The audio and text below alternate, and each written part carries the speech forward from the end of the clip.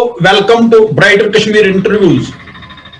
Today we are in conversation with well-known face in Kashmir.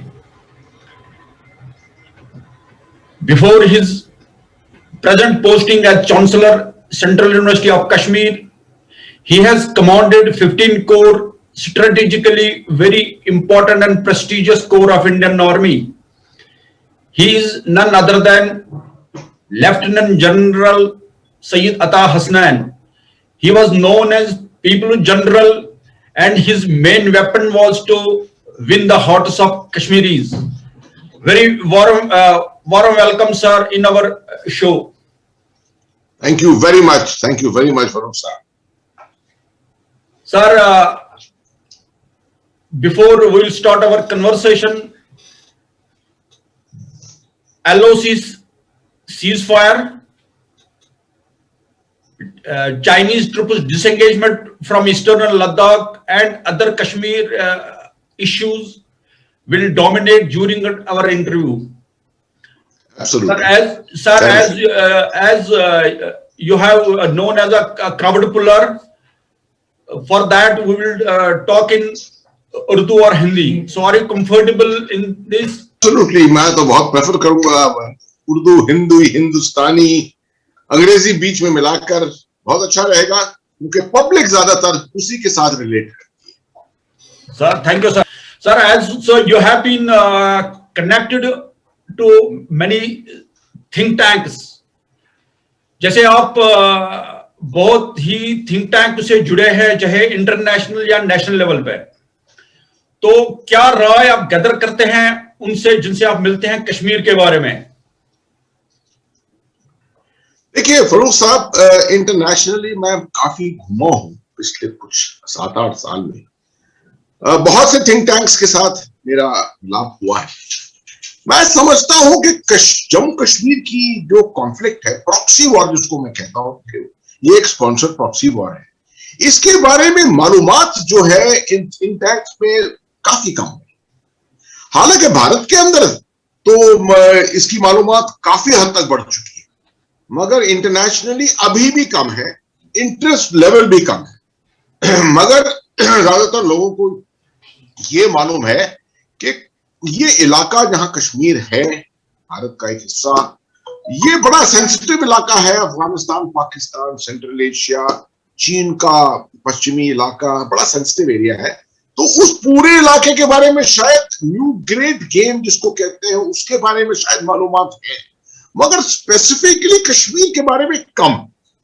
ये ज्यादा बढ़ा जब खास तौर पे पिछले कुछ सालों में, तो 2019 में जब 5 अगस्त को भारत सरकार का डिसीजन हुआ कि आर्टिकल 370 को निकालेंगे, आर्टिकल 35A को निकालेंगे और जम्मू कश्मीर को रिस्टोर करेंगे पूरे normal constitutional Indian constitutional status के साथ, तब से कुछ बढ़ा. लोग पढ़ने लगे इसके बारे में. तब मैं जब गया तो लोगों ने काफी सवाल किए इसके ऊपर. मैं समझूंगा कि मिडिल ईस्ट में इसके ऊपर काफी अभी चर्चा है, सेंसिटिविटी है. यूरोपियन कुछ थिंक टैंक्स हैं लंदन में, न्यूयॉर्क में, वॉशिंगटन में, जो ज्यादा इसको ह्यूमन राइट के एंगल से देखते हैं, ज्यादा पॉलिटिकली नहीं देखते, इंटरनेशनल कॉन्फ्लिक्ट स्टेटस के तरफ से नहीं देखते, ज्यादा ह्यूमन राइट्स की तरफ से देखते हैं. क्योंकि मैं समझता हूं कि पाकिस्तान का जो नैरेटिव है, नैरेटिव को खेलना, पाकिस्तान का अपना नैरेटिव जो है उसको उन्होंने दुनिया में काफी अच्छी तरह से खेला है. भारत का नैरेटिव जो है वो ज्यादातर हमने बाहर के देशों में फैलाया नहीं है. इसकी एक कमी है, ये हमारी एक शायद कमी है. हमें इसके ऊपर और काम करना है. मगर हम देख रहे हैं कि हाल ही में बहुत अहमियत वाले मुल्क जैसे सऊदी अरेबिया है, यूनाइटेड अरब एमिरेट्स है, ये मुल्क जो है अब भारत की तरफ ज्यादा बढ़ रहे हैं, भारत की तरफ ज्यादा देख रहे हैं, हमारे सपोर्ट में आ रहे हैं, और जिसकी वजह से मैं समझता हूं कि भारत का नैरेटिव भी अब शायद कुछ हद तक मजबूत हो रहा है. सर, यूएन में जैसे यूएन में भी ये मसला अभी चल रहा है, लेकिन यूएन को किस हिसाब से आप देख रहे हैं सर? देखिए, यूनाइटेड नेशंस में इसकी खासियत यह है कि 1972 से जब से शिमला अकॉर्ड को साइन किया, ये भारत के लिए यूनाइटेड नेशंस की अहमियत बिल्कुल ही खत्म हो गई जहां तक जम्मू कश्मीर का सवाल है। पाकिस्तान जो है, जिसने भी शिमला अकॉर्ड को साइन किया था, वो अकॉर्ड साइन करने के बावजूद, हालांकि हमारे बीच में बायलैटरलिज्म का अग्रीमेंट है, उसके बावजूद वो हर समय यूनाइटेड नेशंस की अहमियत रखते हैं और हर समय हर साल अगस्त के महीने में यूनाइटेड नेशन जनरल असेंबली का जो सेशन होता है उसके अंदर ये चर्चा रखते हैं और उम्मीद करते हैं कि दुनिया उनको ये इसके ऊपर सपोर्ट करेगी और इसकी उम्मीद में रहते हैं कि क्योंकि वो ये मुद्दा उठाते हैं वहां यूनाइटेड नेशन में, तो जम्मू कश्मीर का मसला जो है वो यूनाइटेड नेशन की नजर में हर समय रहेगा। लेकिन सर ये कोई, हाँ जी, लेकिन सर ये जैसे आईओसी वो वगैरह जो भी है वो कश्मीर को किस अंदाज से देखते हैं? उनका ये कहना है कि कश्मीर में ह्यूमैनिटी ज्यादा वायलेशन हो रही है और कई जो सिक्योरिटी फोर्सेस है उनकी तरफ से जातियां हो रही है। ओआईसी जो है, ऑर्गेनाइजेशन ऑफ इस्लामिक कॉन्फ्रेंस, देश जो है 57 देश इसका हिस्सा है, भारत इसमें नहीं है। हालांकि इसका ये भी मालूम होना चाहिए आपके लिसनर्स को, आपके व्यूअर्स को, कि भारत की जनसंख्या मुसलमानों की तकरीबन 200 मिलियन है। हम इंडोनेशिया के बाद हम सेकंड लार्जेस्ट कम्युनिटी है, Muslim community of the world है। इसके बावजूद हमें ओआईसी में एंट्री नहीं मिली। हालांकि 1969 में रबात कॉन्फ्रेंस में भारत ने चीफ फखरुद्दीन अली अहमद को भेजा था और कोशिश की थी कि हमें एक ऑब्जर्वर स्टेटस के तौर पर ओआईसी में दाखिल किया जाए, मगर पाकिस्तान ने इतना ऑब्जेक्शन किया इसमें और यहां तक कि वो रिजाइन कर देंगे, वो वॉकआउट कर देंगे, ताकि तो इसकी वजह से भारत को कभी भी उन्होंने एंट्री नहीं की। अब जब पाकिस्तान का वहां इन्फ्लुएंस इतना है, उसकी वजह से ओआईसी जो है किसी पैशनेट तरीके से नहीं, किसी मैं समझता हूं इसको बड़े एक सॉफ्ट तरीके से वो पाकिस्तान का नैरेटिव जो है उसको प्ले करते हैं, सपोर्ट करते हैं। मगर वहां मुल्क दूसरे भी हैं, जैसे सऊदी अरेबिया है, यूनाइटेड अरब एमिरेट्स है, ये सब जो है ये भारत का पक्ष लेते हैं और इनको सॉफ्ट पेडल करते हैं, जिसको अंग्रेजी में कहते हैं सॉफ्ट पेडल करते हैं पाकिस्तान के नैरेटिव को। पाकिस्तान का रवैया, पूरा मुद्दा यह है कि किसी न किसी तरह को भारत को जलील करना, ह्यूमन राइट्स के ऊपर जलील करना।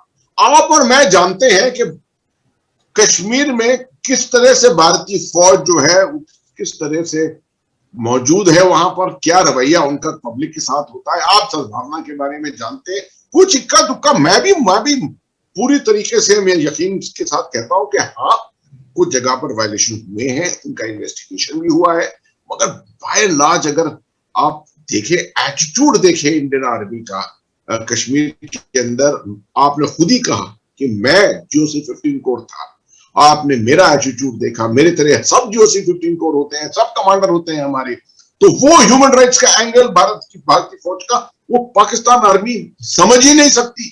और पाकिस्तान का पूरा मुद्दा होता है कि किसी ना किसी तरह से ये मुद्दा उठाना इंटरनेशनली और भारत की फौज को जलील करना।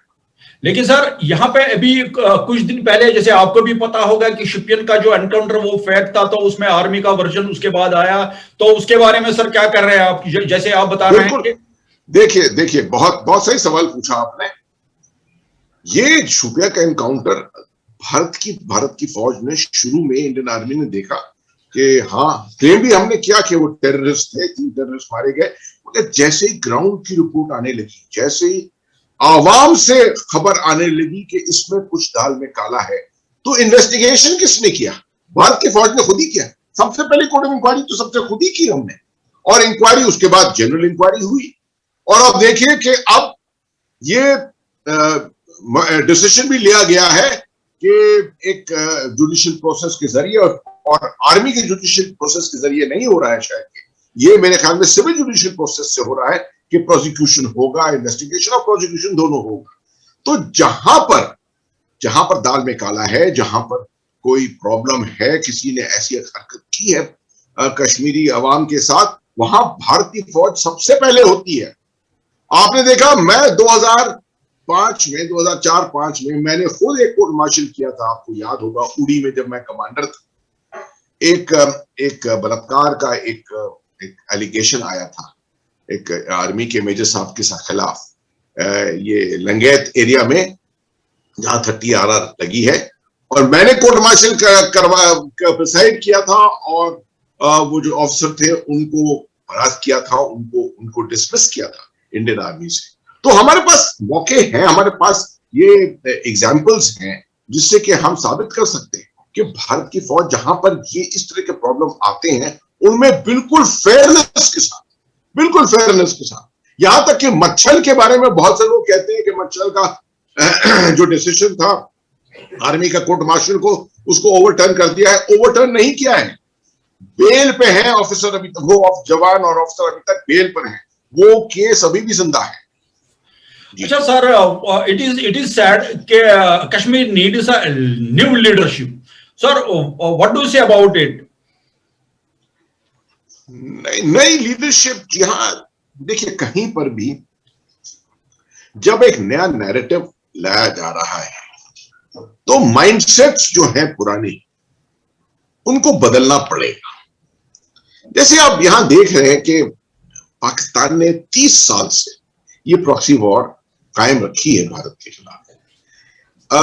इसके बावजूद भारत ने इसको रेजिस्ट किया है और पूरी कोशिश की है कि किस तरह से इसको डिफीट किया जाए, मिलिटरीली, सोशली, इकोनॉमिकली, मगर ये नहीं हो पाया है। पाकिस्तान की काबिलियत अभी तक है कैलिब्रेट करने की कुछ हद तक। उसको देखे आपने देखा कि 5 अगस्त 2019 को एक डिसीजन लिया गया जो एक, मैं समझता हूं, ट्रांसफॉर्मेशनल डिसीजन था, जिससे कि पूरा जम्मू कश्मीर का मसला जो है वो बिल्कुल उल्टा दिया। अब क्या आप समझते हैं कि 370 के हटने के बाद ये गलत हो गया या सही हो गया? इसके बारे में आप क्या राय है सर? मैं तो बिल्कुल समझता हूं कि ये जो मौका था 2019 में, ये एक बिल्डअप था, 2016 से बिल्डअप था। इसको मैं आपको एक्सप्लेन करता हूं। देखिए, 2014 में एनडीए की सरकार आई, तकरीबन 1.25 साल तक इंडिया की सरकार, मोदी साहब की सरकार जो है, उसने पाकिस्तान की तरफ ज्यादा किसी फोकस के साथ नहीं देखा, जम्मू कश्मीर की तरफ भी इतनी फोकस के साथ नहीं देखा।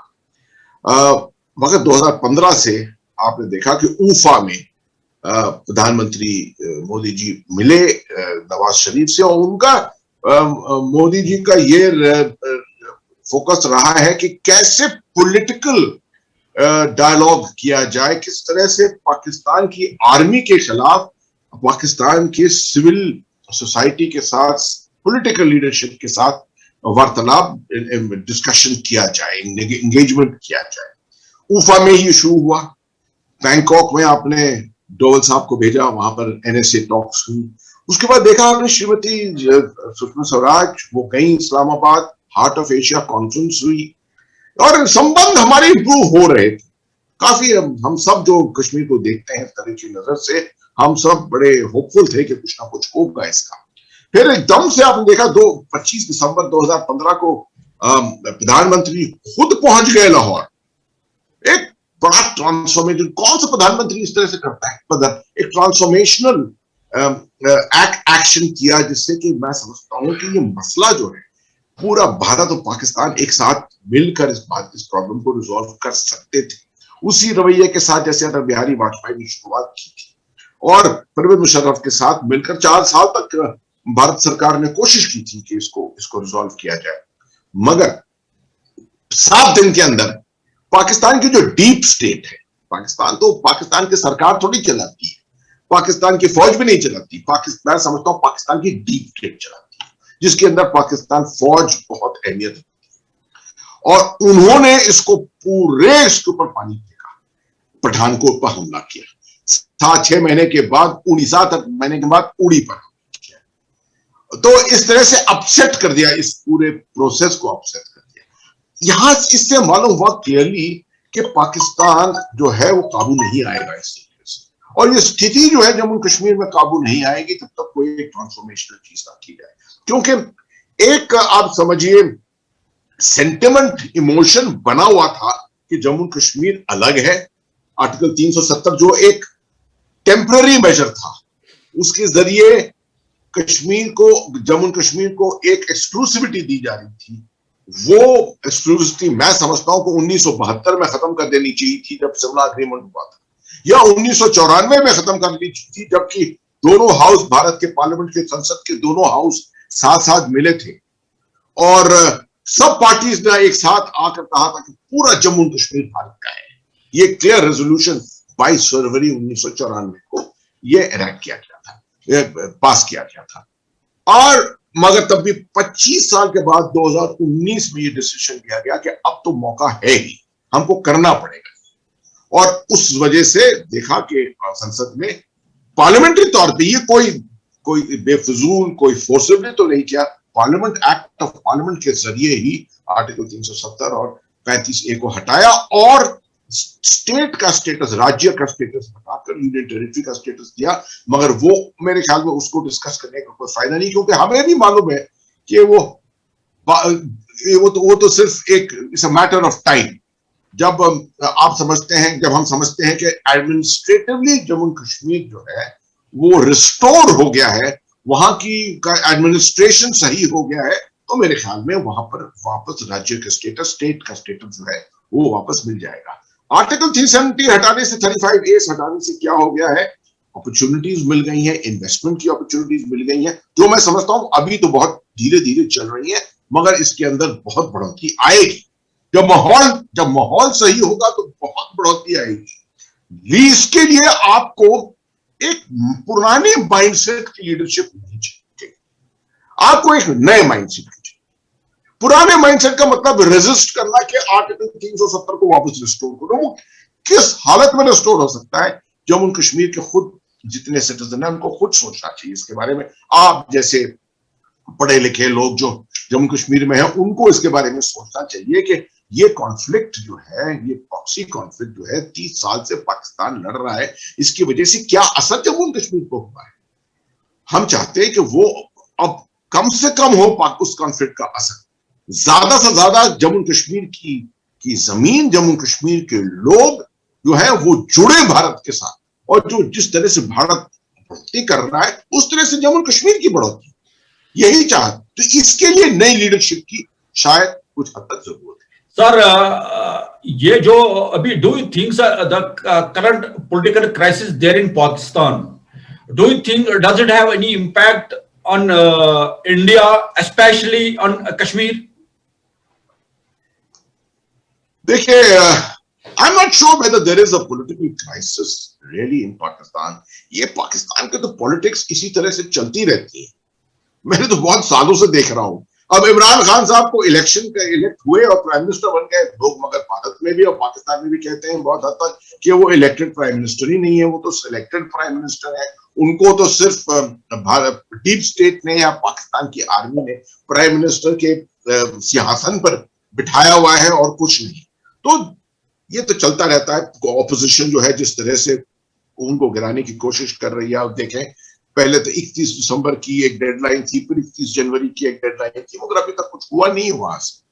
तो इन पॉलिटिकल इंस्टेबिलिटी पाकिस्तान में रहेगी।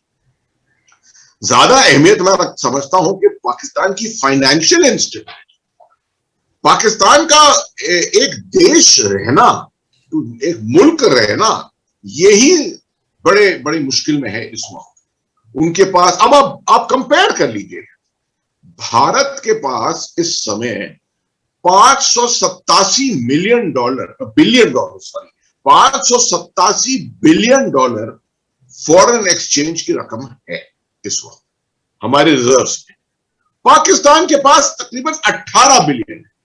अब आप देख लीजिए, कंपैरिजन कर लीजिए, जो हमारी जनसंख्या तकरीबन 6 गुना है पाकिस्तान से, और आप देख लीजिए कि हमारे फॉरेन एक्सचेंज रिजर्व जो है वो तकरीबन 27-28 गुना है।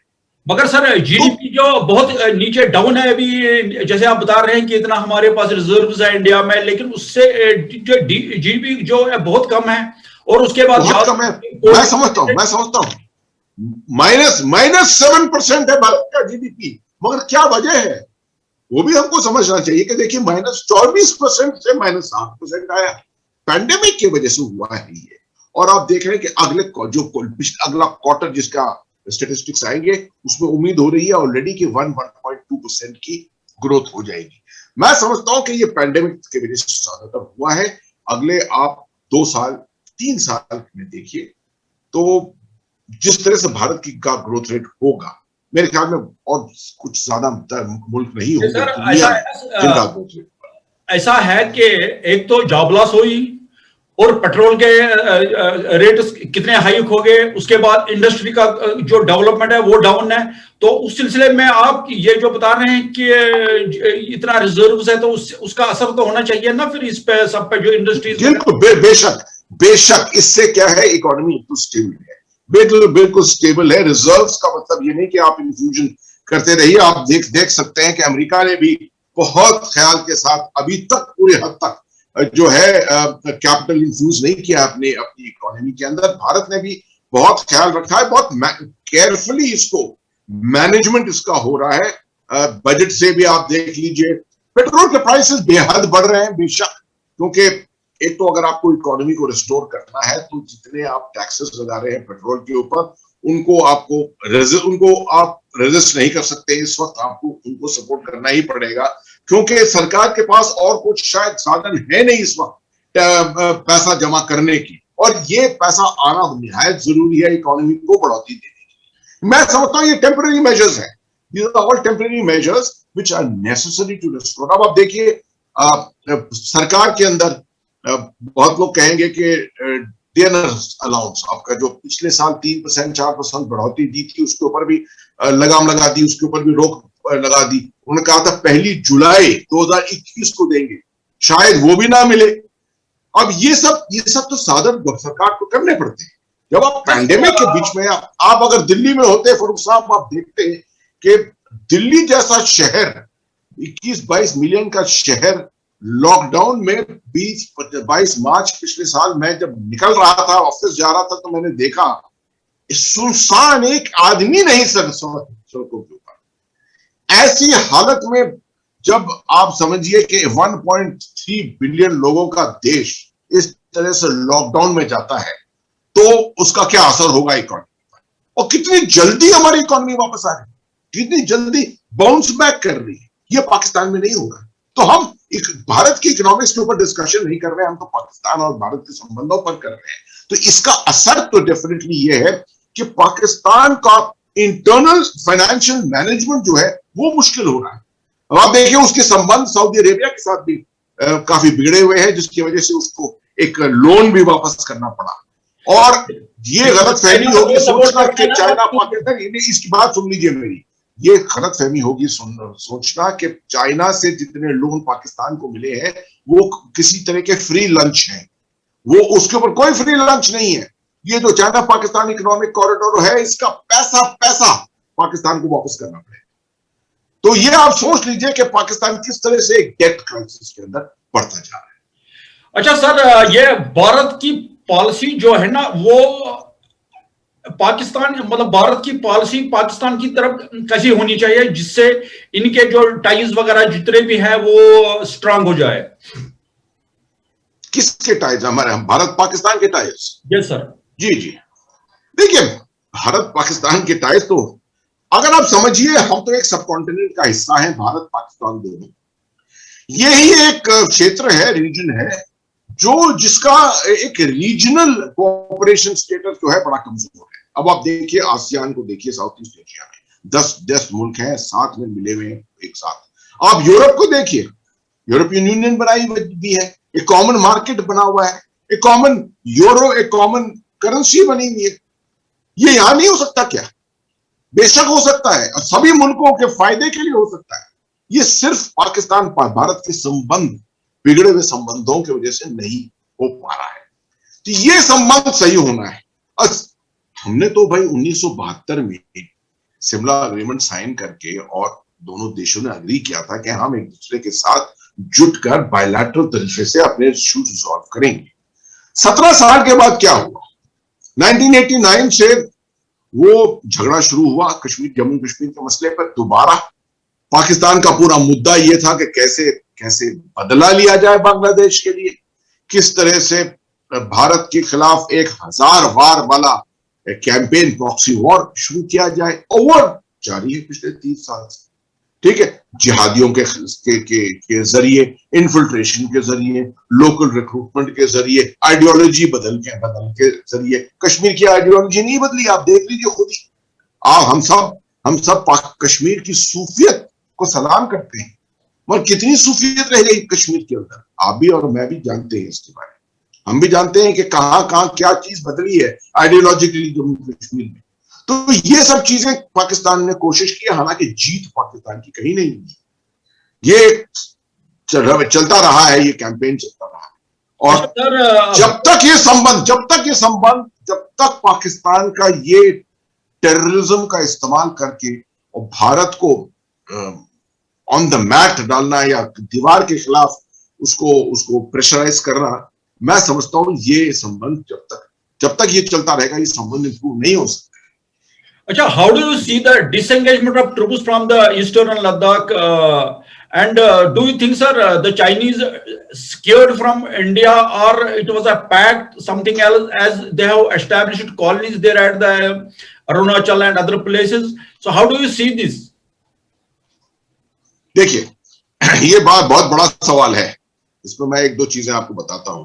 कॉलोनीज के बारे में ओके, चीन समझता है कि इससे चीन का पुराना एक मुद्दा है, वो कहते हैं हैनाइजेशन, किस तरह से तिब्बत को हैनाइज करना, किस तरह से वहां पर एक डेमोग्राफिक इन्वर्जन लाना, जिससे कि ज्यादा हैन हो जाए वहां पर, और बॉर्डर के साथ साथ हैंस की ज्यादा सेटलमेंट्स हो जाए, ताकि पाकिस्तान के जो क्लेम्स हैं तिब्बत के ऊपर वो और मजबूती के साथ इस्टेब्लिश हो पाए, और सिक्योरिटी वाइज जो है भारत के खिलाफ वो बॉर्डर जो है बिल्कुल मजबूत हो जाए। ये तो उनका मुद्दा है। जम्मू एंड कश्मीर, जहां पर लद्दाख का सवाल है, इंटेंशन दूसरा है। वहां पर दो तीन चीजें हैं। एक तो देखिए, गिलगित बाल्टिस्तान के जरिए वो चाइना पाकिस्तान इकोनॉमिक कॉरिडोर है, वो बहुत अहमियत रखता है, क्योंकि चीन को मालूम है कि उसका रास्ता जो है अपनी बढ़ोतरी के लिए, जो 14% ग्रोथ एक जमाने में चाइना का हुआ था, वो कैसे हुआ था, इसलिए कि मिडिल ईस्ट से, मिस्र से गैस और पेट्रोलियम को लाना और इंडियन ओशन के जरिए लाना, स्ट्रेट्स ऑफ मलाक्का के जरिए लाना और ईस्टर्न चाइना सी पोर्ट पे ले जाना, वहां पर मैन्युफैक्चरिंग में मदद करना, और वही मैन्युफैक्चर्ड गुड्स थे कंटेनर ट्रैफिक के जरिए इंडियन ओशन के जरिए भेजना। उसको मालूम है कि भारत की अगर नेवी बहुत मजबूत हो तो भारत इतनी बाधा डाल सकता है इस मूवमेंट में कि चाइना का इकोनॉमिक एडवांसमेंट जो है वो खत्म हो जाएगा। इसलिए ये अल्टरनेटिव रूट है चाइना पाकिस्तान इकोनॉमिक कॉरिडोर। पूरा जो मैरीटाइम सिल्क रूट है, न्यू सिल्क रूट है, बेल्ट एंड रोड इनिशिएटिव है, ये सब चीजें जो है, इसका मुद्दा ये है कि किस तरह से इंडियन ओशन को बीट करके और चाइना का स्ट्रेटेजिक जो आउटरीच है उसको बढ़ाना। अब ये गिलगित बाल्टिस्तान के इलाके के थ्रू है, जो कि बड़ा फ्रेजाइल इलाका है। आप जानते हैं भूकंप, किस तरह से भूकंप आते रहते हैं इन इलाकों के अंदर। वो चाहता है कि एक और अच्छे जमीन के जरिए ये कांटेक्ट को, लद्दाख कश्मीर के जरिए, अगर कश्मीर पाकिस्तान के पास है तो फिर तो और भी अच्छा चाहिए चीन के लिए। तो चीन चाहता है लॉन्ग टर्म में कि किस तरह से प्रेशराइज करके भारत लद्दाख का कुछ हिस्सा उसके हिस्से में आए, खासतौर पर श्योक वैली, और श्योक वैली के जरिए किस तरह से वो अपनी बढ़ोतरी कर सके, इसके जरिए कि नया इंफ्रास्ट्रक्चर बना सके। ये तो उसकी सोच विचार है। पिछले साल 2020 में उसने शुरुआत की भारत को प्रेशराइज करने के लिए। ये हम सब अचंभे में रह गए, सरप्राइज रह गए कि क्या बात है, क्यों हुआ। मोदी जी का और शी जिनपिंग की 18 दफे तो मुलाकात हुई थी, हमारे संबंध भी इंप्रूव हो रहे थे, तो ये क्या एकदम से बात हो गई। जब मैंने इसका मुआयना किया अपने दिमाग, तो मैंने सोचा कि एक ही वजह है, चीन इतना सस्पिशियस हो गया था कि भारत जो है उसकी बढ़ोतरी जो हो रही है, खासतौर पे इस गवर्नमेंट के नीचे इस वक्त, उससे भारत की स्ट्रेटेजिक कॉन्फिडेंस उसमें बहुत इजाफा आ रहा है। देखिए, कश्मीर का मसला आपने आर्टिकल 370 लगा दिया, डोकलाम में आपने चीन के साथ आई टू आई मिलाकर और उसको रिजॉल्व किया उस वक्त, ठीक है। ओवरऑल जिस तरह से भारत का रवैया था वो स्ट्रेटेजिक कॉन्फिडेंस थी, और जिस तरह से भारत कह रहा था गिलगित बाल्टिस्तान और एक्साइड चीन हम वापस लेंगे, ये चीन के लिए एक फिक्रमंद चीज हो, और उसने कोशिश किया हमको कोवर्स करना, मतलब धमकी देना, किस तरह से आप समझिए एक मिलिटरीली धमकी देना, ताकि हमारी कॉन्फिडेंस कम और पाकिस्तान और चीन के बीच में एक तरह का कोल्यूजन हो जाए। मगर ये 40-50 हजार ट्रूप्स लाकर ऐसे नहीं हो सकता है। भारत के खिलाफ आप लड़ाई नहीं जीत सकते उस तरीके से। वो लेकर आए बेशक, मगर एक साल के अंदर लड़ाई तो नहीं जीत सकते, आपने तो वापस जाना पड़ा। जैसे आपने भी साइचन में या वहां पे कमांड किया, आपने इस यूनिट को कमांड किया है, और आपके भी मतलब काफी एक्सपीरियंस है साइचन में, तो क्या चैलेंजेस थे वहां पे इंडियन आर्मी के लिए? जैसे वो वहां पे गलवान वैली या उसके वो जो फ्रैक्शन पॉइंट्स पे थे, वहां पे क्या चैलेंज? जैसे भी कुछ उसमें एक कर्नल साहब भी एक वहां पे मरे गए और कुछ फौजी वगैरह भी, तो आपको क्या लगता है कि क्या चैलेंजेस वहां पे इंडियन ट्रूप्स को थी, और उन्होंने कौन सा स्ट्रेटेजी वहां पे अपनाया जिससे उनको पीछे धकेल दे? देखिए, भारत की स्ट्रेटेजी तो क्लियर थी कि हम चीन को अपनी मनमाजी जो है वो नहीं उसकी चलने देंगे। वहां सबसे बड़ी चुनौती जो है वो ये है, जिस तरह से आप जम्मू कश्मीर में देख रहे हैं कि एक बॉर्डर है जिसको लाइन ऑफ कंट्रोल कहते हैं, इस वक्त परमानेंट नहीं है, वो टेम्पररी है, मगर वो बॉर्डर जो है, वो एलओसी जो है, वो मैप के ऊपर भी डेलिनेट की गई है और जमीन के ऊपर भी डिमांड की, तो मतलब सबको मालूम है कि ये एलओसी है। सबसे बड़ी चुनौती लद्दाख में ये है कि वहां पर लाइन ऑफ एक्चुअल कंट्रोल है, जिसको ना चीन जानता है कहां है, ना हम जानते हैं। दोनों का परसेप्शन अलग है, वो समझते हैं इस जगह है, हम समझते हैं उस जगह है, तो हम अपने पेट्रोल वहां बेचते हैं, वो पेट्रोल इधर बेचते हैं, तो हमारे बीच में क्लैश होते हैं। ये सबसे बड़ी चुनौती तो यही है। और हमने 1993 से हम चीन के साथ कह रहे हैं उनको, जब से ये हमारी ट्रीटी हुई थी, पीस एंड ट्रैंक्विलिटी की ट्रीटी हुई थी, 22 दफे ये बैठक हुई है, जिसमें हम हर दफे उनको समझाते हैं। ये 10th टॉक्स अभी हुई है। एक्सपर्ट्स का ये मानना है, जैसे एक्सपर्ट्स है, थिंक टैंक जो भी ये मान रहे हैं कि जो हिंदुस्तान जो है, इंडिया जो है, वो चाइना के दबाव में आके सब ये कर रहा है। तो जैसे भी ये डिप्लोमेटिकली या कोई भी बात मतलब चले तो कहा जा रहा है कि ये बहुत दबे हुए हैं। आपका क्या मानना है सर? देखिए, ये सोचना कि भारत दबाव में आकर कर रहा है, ये तो मैं समझता हूं उल्टी बात है। यहां पर चीन है, तकरीबन 50,000 ट्रूप्स लेकर आया, इक्विपमेंट लेकर आया, उसी का मिरर डिप्लॉयमेंट हमने किया। हमने भी 50,000 ट्रूप लगाए, 3 हफ्ते के अंदर हमने अपने ट्रूप्स लगा दिए। पूरी सर्दी का मौसम हमने सहा है। वहां के लॉजिस्टिक्स को समझना बड़ा मुश्किल है, लोग आसानी से समझ नहीं पाते हैं। बहुत ज्यादा काम करना पड़ा वहां के लॉजिस्टिक्स के लिए, और बहुत ज्यादा खर्चा करना पड़ा है हमें। कौन चाहता है कि लड़ाई जारी रहे? कौन चाहता है कि डिप्लॉयमेंट चलता रहे? क्योंकि ये सब चीजों से खर्चा ही होता है। चीन की भी इकोनॉमी खास अच्छी हालत में नहीं है। चीन भी नहीं चाहता, उसको भी मालूम है कि 50,000 जवान लाकर वो लद्दाख को नहीं जीत सकता। तो इसलिए इस तरह से लड़ाई में वहां पर एंगेज होना कोई फायदेमंद नहीं है चीन के लिए। तो ये टॉक्स जो है 9 दफे हुई, अब 10वीं राउंड हुआ है टॉक्स का। इस टॉक्स में गिव एंड टेक, कॉम्प्रोमाइज हो रहे हैं दोनों मुल्कों के बीच में। ये कहना कि इस देश ने उसको प्रेशराइज किया, उस देश ने इसको प्रेशराइज किया है, मैं समझता हूं इस तरह की स्थिति में ये बिल्कुल गलतफहमी है। अच्छा सर, एक बड़ा महत्वपूर्ण मुद्दा मैं यहां पे उठा रहा हूं, जिसका बहुत ही जबरदस्त, हमारे हिसाब से बड़ा जबरदस्त वैल्यू है। अभी कुछ दिन पहले इंडियन गवर्नमेंट ने इमरान खान को अपनी स्पेस इस्तेमाल करने के लिए कहा। उसके कुछ दिन बाद एलओसी का सीज फायर होता है। तो क्या आप समझते हैं कि ये जो एलओसी सीज फायर है, ये एक सीक्रेट पैक्ट है? क्या ये कहने में भी आ रहा है कि नासा जो अजीत डोवाल साहब है और पाकिस्तान के असिस्टेंट जो है, नासा के असिस्टेंट है इमरान खान साहब के, तो उनका कोई पैक्ट हुआ या सीक्रेट पैक्ट हो जिससे हुआ, और पाकिस्तान इस सीज फायर को कहां तक ले जा सकता है, और क्या वो फिर जैसे उन्होंने पिछली बारी भी किया है, सीज फायर होके फिर वायलेशन हुई, तो आप इस बारे में क्या समझते हैं? मैं समझता हूं कि ये एक बहुत अच्छा स्टेप हुआ। अभी मैं किसी तरीके से नहीं कह सकता कि ये कैसे हुआ, इसमें कौन इन्वॉल्व था इसके डिस्कशंस में, या इतना कुछ जल्दबाजी के साथ हम नहीं कह सकते इसको। मगर ये कोई सीक्रेट टॉक शायद नहीं हो, बैक चैनल टॉक जरूर हुई होंगी शायद इसके लिए। ऐसे ही तो नहीं हो सकता कि दोनों देश डिसाइड कर रहे हैं और दोनों डीजीएमओ जो है वो डिसाइड कर लें। इसका अगर आप देखें तो इसकी जड़ जाती है 26 नवंबर 2003। मैं भी कमांडर था उस टाइम पर उड़ी में। उससे पहले घमासान शेलिंग चलती थी उड़ी, पुंछ में, हर तरफ तंगधार में, और एकदम से 26 नवंबर 2003 को ठंडा पड़ गया, पूरी ठंडी पड़ गई एलओसी। और ये स्थिति चली 2011, 12, तकरीबन 13, 14 तक भी चली। इसका क्या था, जब ये एक डिसीजन लिया गया मिलिट्री डोमेन में कि सीज फायर होगी, उसको रीइंफोर्स किया पॉलिटिकल बैक चैनल के साथ।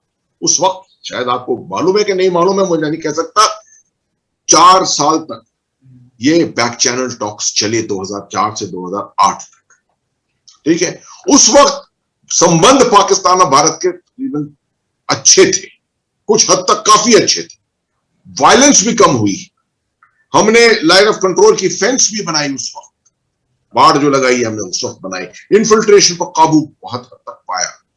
और मगर ये बेशक एक बात सही है कि मुशर्रफ के साथ जो अटल बिहारी वाजपेयी साहब का शुरू में जो डिस्कशन चला, उसके बाद मनमोहन सिंह साहब का डिस्कशन चला, इसको देखकर पाकिस्तान के जो कोर कमांडर थे, 9 कोर कमांडर, और जो पाकिस्तान का डीप स्टेट था, वो कभी खुश नहीं थे। मैंने पाकिस्तान के जनरल्स के साथ भी बात की, उन्होंने भी मुझको बताया ये कि कोई भी पाकिस्तान का जो जनरल था वो खुश नहीं था, पाकिस्तान की फौज खुश नहीं थी इसके बारे में, वो मुशर्रफ को सपोर्ट नहीं कर रहे थे। और आप देखा कि ये इस सब चीज के ऊपर पानी डाला फेरा 26/11 ने, मुंबई का टेररिस्ट अटैक जो लश्कर तोयबा ने किया, उसके बाद संबंध दोबारा बिगड़ गए।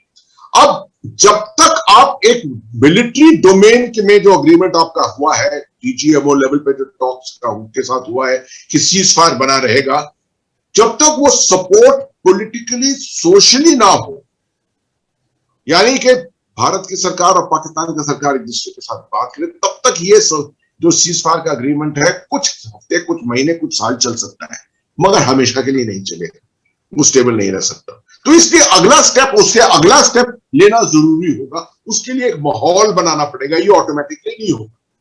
मगर यहां पर इमरान खान साहब आए दिन गाली देते हैं भारत को।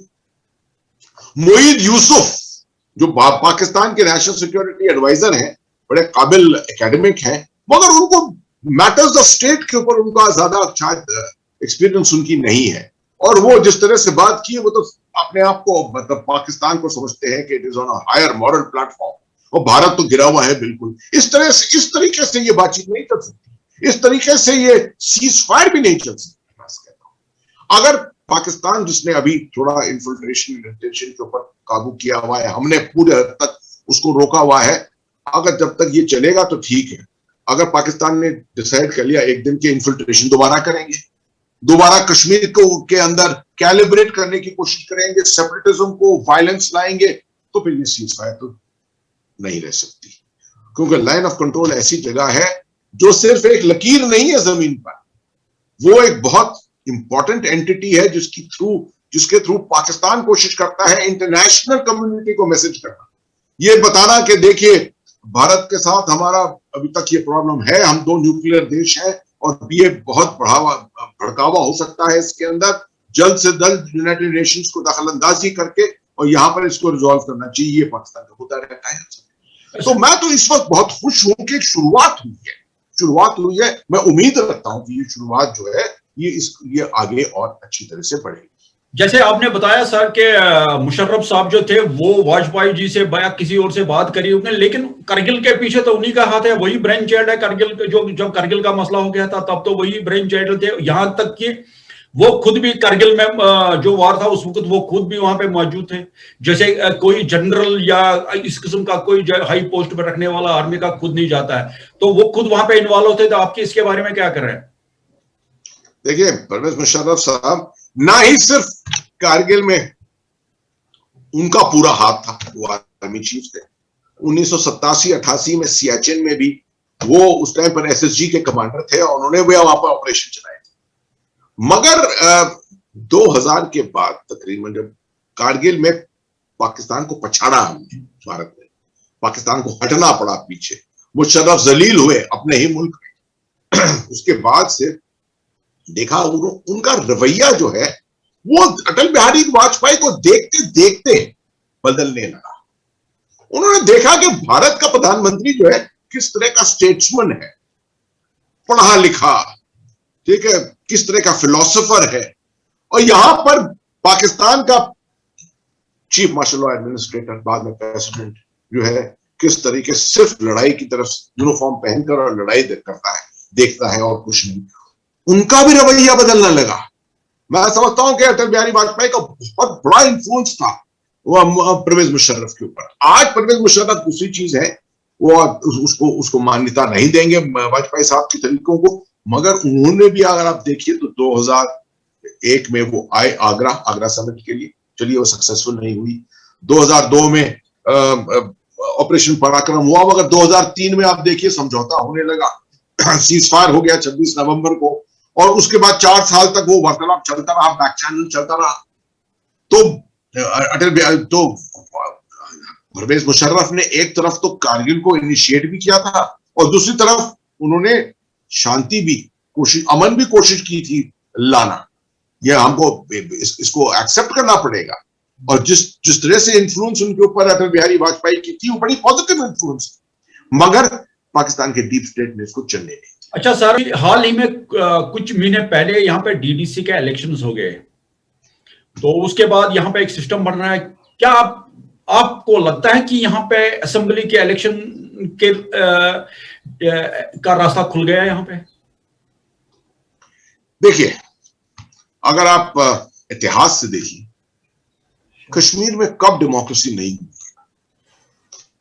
थोड़ा वक्त था, 1989 टू 1996, 7 साल जब मिलिटेंसी बहुत बढ़ी हुई थी, टेररिज्म बहुत ज्यादा बढ़ा हुआ था, काबू करने की कोशिश कर रही थी इंडियन आर्मी, भारत उसके ऊपर काबू कर रहा था। 1996 तक काबू आ गया था।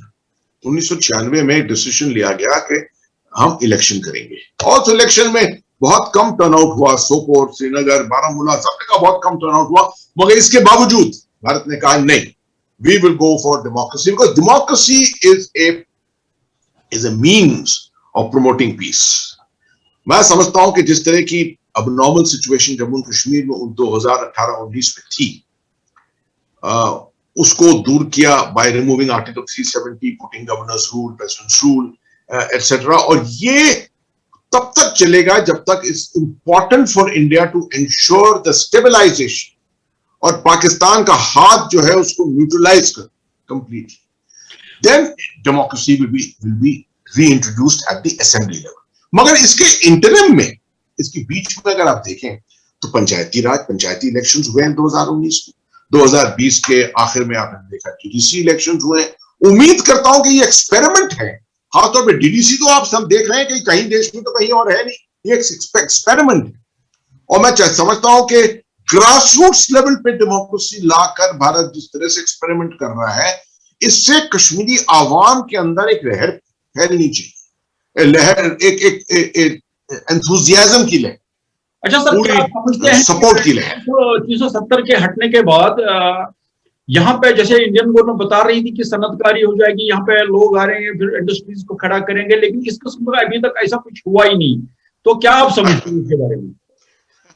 मैं समझ रहा था कि ये सवाल जरूर आएगा। और देखिए, यहां 30 साल तक जिस तरह से प्रॉक्सी कॉन्फ्लिक्ट चली है, 1 साल में, 1.5 साल में समझना कि बिल्कुल स्टेबिलिटी, स्थिरपन जिसको कहते हैं, वो आ जाएगा। और इन्वेस्टमेंट आने लगेगा, अब कॉन्फिडेंस बढ़ जाएगी, सब लोग आएंगे यहाँ पर और गुन गाएंगे कि किस तरह से यहाँ पर हम बढ़ोतरी ला सकते हैं। ये तो नामुमकिन है होना। You have to create an environment. पहले समझिए कि इन्वेस्टमेंट एनवायरनमेंट पर डिपेंड करता है, वहां के माहौल पर डिपेंड करता है।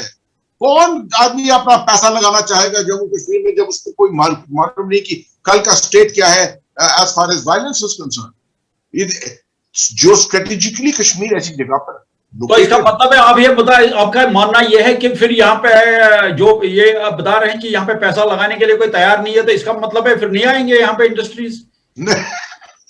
कोई परमानेंट सिचुएशन नहीं होती है फारूक साहब, ये सिचुएशन बदलती है और भारत सरकार यही तो कोशिश में है, इसी प्रयास में है कि ये सिचुएशन बदल जाए।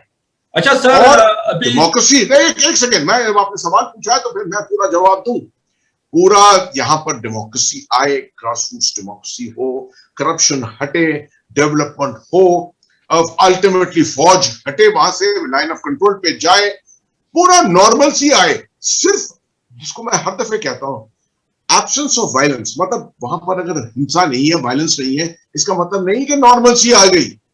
अरे नॉर्मलसी तब आती है जबकि लोग अपने आप शाम को निकल सकते हैं, नॉर्मल एडमिनिस्ट्रेटिव एक्टिविटी चल सकती है, एजुकेशन चल सकता है, स्कूल खुलकर हर वक्त चल सकते हैं, उसको कोई बाधा नहीं आएगी। जिस तरह से आप दिल्ली के अंदर अगर आप देखें या हरियाणा में जाकर देखें, जिस तरह से स्टेबिलिटी और नॉर्मलसी है, वैसी नॉर्मलसी चाहिए। तब आप देखिएगा, अरे कश्मीर तो जन्नत कहलाती है। वहां का टूरिज्म आप देखिए। मैं जब मुझे याद है उमर अब्दुल्ला साहब के साथ मैं इसका डिस्कशन करता था, कश्मीर के अंदर कैपेबिलिटी इंफ्रास्ट्रक्चर जो है वो है तकरीबन 2 से 2.5 मिलियन टूरिस्ट साल में लाने की। मैं समझता हूं कश्मीर की काबिलियत जो है वो तो 10 मिलियन है, 15 मिलियन टूरिस्ट है। आज तक तो लोग सिर्फ गुलमर्ग और पहलगाम देखते हैं। मैं कहता हूं जाकर पीर पंजाल को देखो, जाकर बंगस को देखो, जाकर गुरेज को देखो, जाकर तंगधार को देखो, इन जगहों पर फैसिलिटी बने। अरे आप तो अभी सिर्फ शुरुआत देखी है आपने। मैं समझता हूं कि स्टेबिलिटी आने दीजिए, जम्मू कश्मीर किस तरह का असली जन्नत बनेगी। सर आप सर क्या समझते हैं आप, जैसे अभी हमारे लेफ्टिनेंट गवर्नर साहब मनोज सिन्हा साहब है, उसकी जो अभी जो उसका काम करने का तरीका, उसको कैसे देख रहे हैं आप? देखिए, मुझे ज्यादा एक्सपीरियंस नहीं है, जिस तरह से काम चल रहा है गवर्नेंस का, मैंने जाकर इस तरह से बारीकी से देखा नहीं है, मगर मैंने पढ़ा है और बड़ा इंथुजियास्टिकली मैं बड़ा इंथुज हो गया इससे कि मैंने देखा कि लेफ्टिनेंट गवर्नर साहब जो है वो उसी तरह के, जैसे याद है जब मैं आपके साथ लोगों के साथ वहां पर बैठता था, लोगों के साथ वो छोटे छोटे अवामी सुनवाई में, उसी तरह की सुनवाई लेफ्टिनेंट गवर्नर साहब कर रहे हैं, वो भी राजभवन में कर रहे हैं। लोग आ रहे हैं, उनसे मुलाकात कर रहे हैं, उनको कंप्लेंट दे रहे हैं। हाल ही में मेरे ख्याल में एक केस हुआ है जहां पर कुछ पेमेंट जो है किसी डिपार्टमेंट का वो रिलीज नहीं हुआ है पिछले 3-4 महीने से। कोई एक ऑफिसर जो था ब्यूरोक्रेसी का, वो उस पेमेंट पर बैठा हुआ था और इसकी कंप्लेंट लेफ्टिनेंट गवर्नर साहब के पास पहुंची और उन्होंने उस ऑफिसर को इमीडिएटली सस्पेंड किया। मैं समझता हूं कि ये कॉन्फिडेंस लाता है वापस पब्लिक के अंदर। ये जरूरी है, एडमिनिस्ट्रेशन को पब्लिक के अंदर दोबारा कॉन्फिडेंस लाना, ये निहायत। सर लास्ट क्वेश्चन, तो आप जम्मू कश्मीर के अवाम को क्या पैगाम देना चाहते हैं? मैं समझता हूं जम्मू कश्मीर के अवाम के साथ, जिनके साथ मेरा इतना लगाव रहा है, मैं समझता हूं कि उनकी सबसे बड़ी बात है पेशेंस। ठीक है, थोड़ा पेशेंस रखें। ये इस तरह के माहौल के अंदर आपको याद रखना चाहिए आवाम को कि जम्मू कश्मीर की जगह जो है, जो स्ट्रेटेजिकली जो जगह है, ये इतनी अहमियत रखती है कि इसके ऊपर नजर बहुत देशों की रहेगी हर वक्त, और इसलिए जरूरी है कि वो कॉन्फिडेंस बनाकर, एतबार बनाकर रहे भारत की सरकार में। भारत की सरकार सिर्फ चाहेगी कश्मीर की बढ़ोतरी, जम्मू कश्मीर की बढ़ोतरी। इस कॉन्फिडेंस को बनाकर रखे रहे इस तरीके से, तो आगे जम्मू कश्मीर की आवाम का सिर्फ इजाफा ही होगा, प्रोग्रेस ही होगी और कुछ नहीं होगा। Thank you sir, sparing time for our this show. Thank you very much. Happy. बहुत से सवाल आए, बहुत से जवाब दिए मैंने। उम्मीद करता हूं कि कोई ऐसा जवाब नहीं दिया जिससे कि किसी को चोट पहुंचे। मैं चाहता हूं सिर्फ कि जम्मू एंड कश्मीर जो है वो भारत का हिस्सा है और वैसा बना रहे। शुक्रिया बहुत बहुत। Thank you, sir.